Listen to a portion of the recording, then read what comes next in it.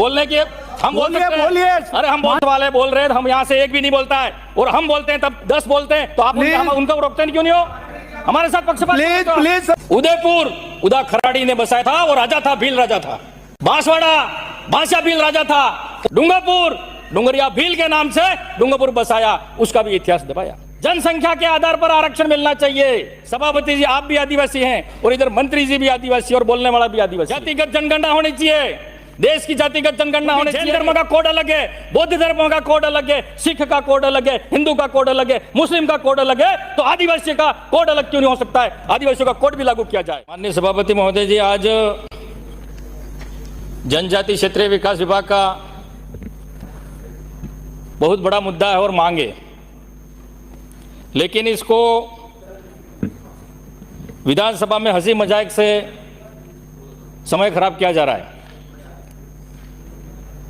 आदिवासी, आदिकाल से इस धरती पर रहने वाला आदिवासी, स्वाभिमानी, मेहनती, किसी से भीख मांग के खाना वाला नहीं, वो है आदिवासी।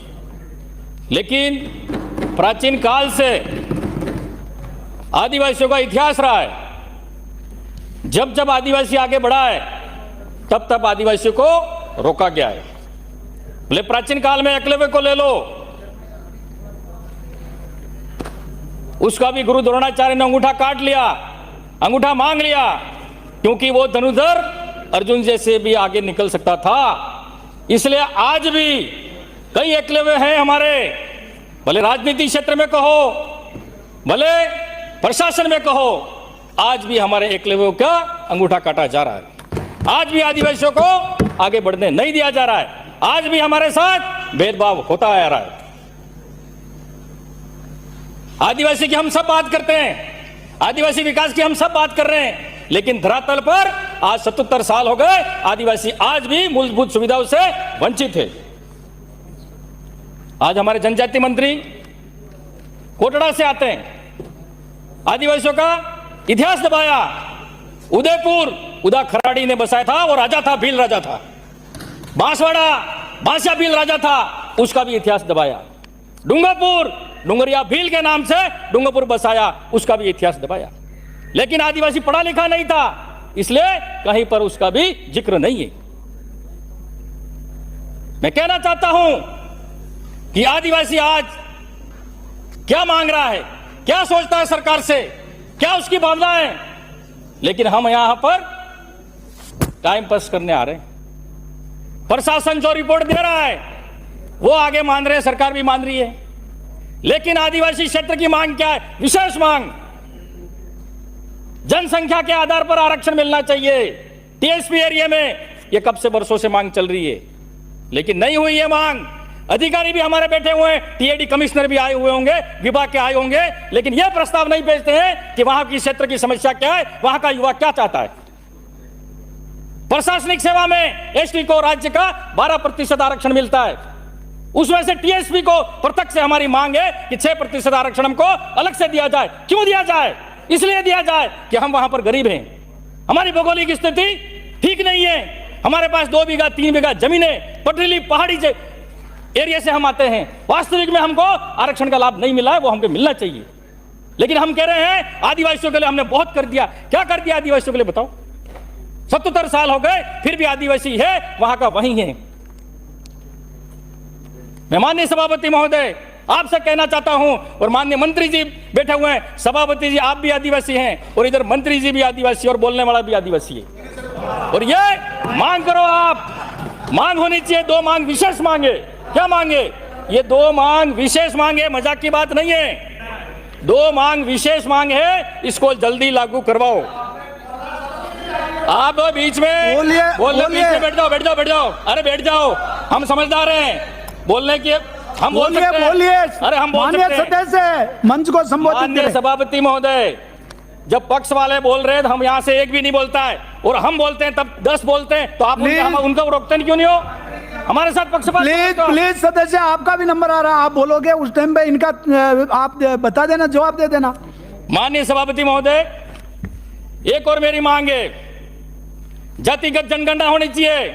देश की जातिगत जनगणना होनी चाहिए कि वास्तविक आदिवासी रह कितना रहा है, कितना है। उसके आधार पर हमारी योजना बननी चाहिए, उसके आधार पर हमको आरक्षण मिलना चाहिए। और हमारा आदिवासी कोड भी अलग होना चाहिए। मैं मांग करता हूं सदन के माध्यम से सभापति महोदय, क्योंकि जैन धर्म का कोड अलग है, बौद्ध धर्म का कोड अलग है, सिख का कोड अलग है, हिंदू का कोड अलग है, मुस्लिम का कोड अलग है, तो आदिवासी का कोड अलग क्यों नहीं हो सकता है? आदिवासियों का कोड भी लागू किया जाए। माननीय मंत्री महोदय, ये नोट करें आप। तो ये हमारे क्षेत्र की मांग है।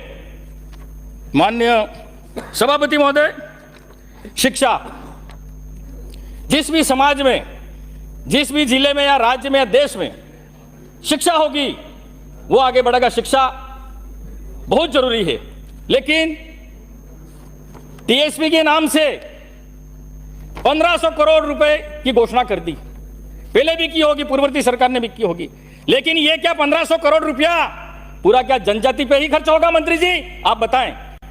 ये 1500 करोड़ रुपया पूरा जनजाति पर ही खर्च होना चाहिए, लेकिन ये नहीं हुआ है।